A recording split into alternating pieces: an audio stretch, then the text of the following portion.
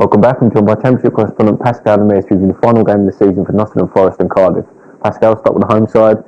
Been a really poor run of form, 7 without a win now. Yeah, they're sort of on the slide to finish the season. Quite disappointing. They've known for a little while now that they can't get into the playoffs. Dougie Freedman at one point when he first came in, the sort of run of form they went on, they looked like they might have an outside chance of maybe crashing the playoff party, but it's not going to happen. They're sitting there in 12th at the moment, 59 points, and when you compare that to where they were last season, they were 11th with 65 points, so they can't match last season's total. The highest they can finish is 10th, so they can actually finish a place higher than last season, but they're not going to have as many points. So certainly a little bit of a step backwards this season, and certainly when you consider the players they signed last summer, they spent a lot of money on Asson Bolonga, who came in, a lot of goals, but he's now been out for quite a while with a serious injury, so they're a bit unlucky there. Elsewhere, Michail Antonio, he's been their star player this season, loads of assists, quite a lot of goals from the wing as well, so he's the one positive for them. And the thing with Freedman, it's interesting that he got offered the deal. They sort of said to him, right, you can, because he was initially only on a contract until the end of the season, and then after their sort of good run of form, right, they gave him, I think it's a 2-year contract he's on. But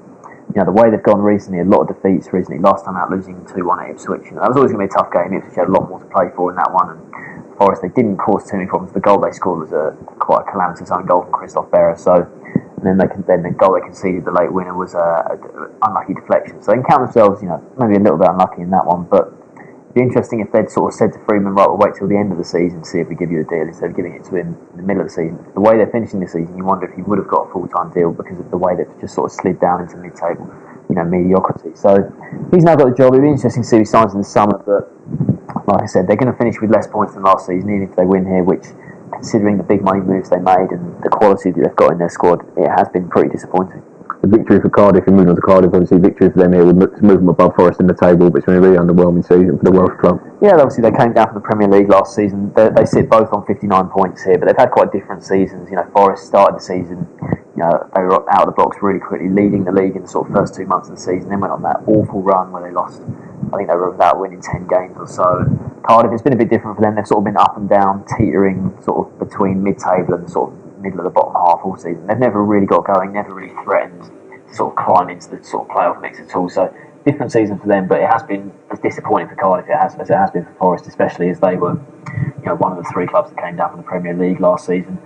Last time out they beat Blackpool 3-2 at home. That's pretty disappointing for them really. Blackpool, they haven't won away from home all season, and bar 2 stupid challenges from Blackpool players which gave Cardiff 2 penalties. They might have lost that game and been the first side to lose at home to Blackpool this season. So it certainly wasn't the best performance. Owen Doyle scored both of the penalties. That's now 3-3 for him.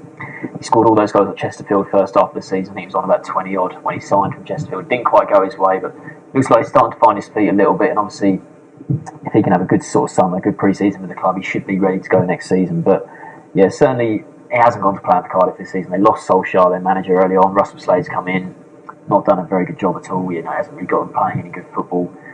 You wonder whether he's ready to make the step up to the Championship sort of level. And it looks like he'll probably keep his job this summer, but the sort of players he signed to be interesting because obviously they've got quite an international flavour from when they're in the Premier League. But Russell Slade's a very British manager, and he's sort of signing players that he knows and trusts from the lower league. So it'll be interesting to see what their transfer policy is this summer. But yeah, both these sides have been disappointing seasons. Not a massive amount to play for in this game, but I suppose both will still be keen, obviously, to finish on winning ways. Can you see one win? Yeah, both sides will know that a win could take them as high as 10th, and if you can get a top 10 finish, that's not the worst thing. So they'll both be going for the win. I can see plenty of goals here. One of those relaxed, last game of the season. There's not much to play for, but I'm going to back Forest to edge it 3-2. Also out for a 3-2 win for Nottingham Forest.